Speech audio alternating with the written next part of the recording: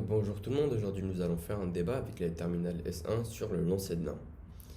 C'est une véritable histoire qui a lieu en 1991 dans une commune Morsan-sur-Orge dans la région parisienne. Un nain du nom Manuel Wackenheim participait à des spectacles dans une boîte de nuit. Il a été payé pour pouvoir être lancé contre les murs de cette boîte de nuit.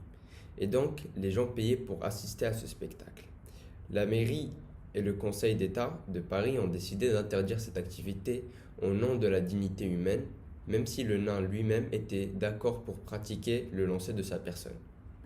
Donc la question qu'on va se poser aujourd'hui avec plusieurs philosophes, c'est peut-on définir ce que c'est que la dignité humaine à la place des individus? L'État peut-il légiférer sur cette question de la dignité humaine et restreindre la liberté des personnes au nom de leur propre dignité? Pour débattre, nous allons donc nous retrouver aujourd'hui avec d'illustres philosophes comme John Locke ou encore Emmanuel Kant, mais aussi Ruben Ogiene ou Sylviane Agacinski. Tout d'abord, nous allons écouter John Stuart Mill. Vous dites que le seul aspect de la conduite d'un individu, qui soit du ressort de la société, est celui qui concerne les autres. Mais pour ce qui ne concerne que lui, son indépendance est, de droit, absolue. Sur lui-même, sur son corps et son esprit, l'individu est souverain. Pour vous, faut-il autoriser le lancer de nains ou faut-il l'interdire? Et pouvez-vous nous expliquer pourquoi? John Stuart Mill, on vous écoute. John Stuart Mill, êtes-vous avec nous?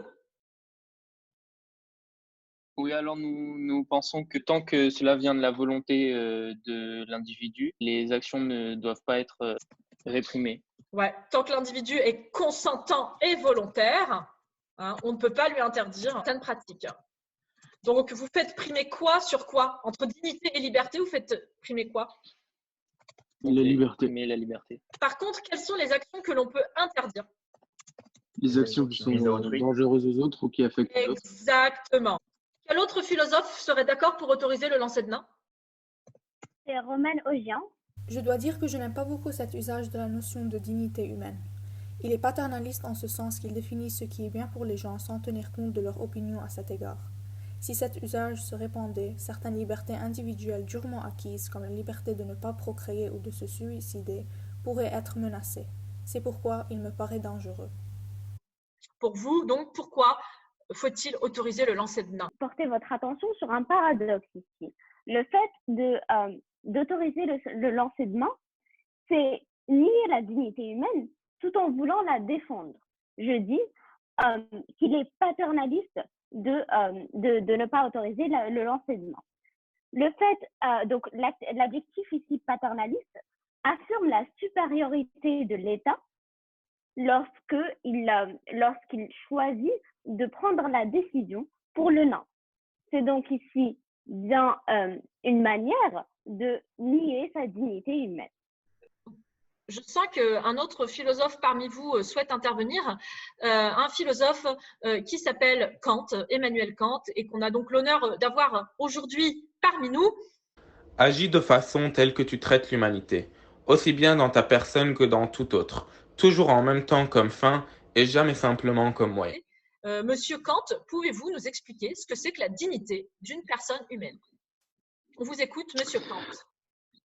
L'homme n'est pas une propriété ni à autrui, ni à soi-même. L'homme a une dignité, une valeur intrinsèque, interne, contrairement aux objets qui ont une valeur extrinsèque, externe. Il y a donc rien de plus honteux pour l'homme que de disposer de soi-même, se donner à autrui pour leur satisfaction. Dans le cas du lancer de nains, comment est utilisé ce nain? Dans quel but est utilisé ce nain? C'est pour amuser les autres personnes. Tout à fait. Pour amuser d'autres humains. Il devient un simple objet de divertissement, un outil pour se divertir. Il s'amuse du physique de la personne. Parce qu'une personne est née, comment puis-je dire, d'une manière différente. Sauf si, mais il n'y a pas de différence. C'est juste qu'il est né un peu plus petit que d'autres personnes, qu'on le considère différent, alors que de lui-même, il n'est point différent. Tout à fait. Donc finalement, on s'appuie sur une forme de discrimination pour rire. Et donc, c'est en cela qu'on porte atteinte à sa dignité. Bien. Alors maintenant, j'aimerais entendre Sylviane Agacinski. Oui, alors j'ai une question. Est-ce que le nain est vraiment libre? Parce qu'en effet, il est contraint à accepter cette activité dégradante parce que sinon, il ne peut pas ni payer son logement, ni avoir de quoi vivre.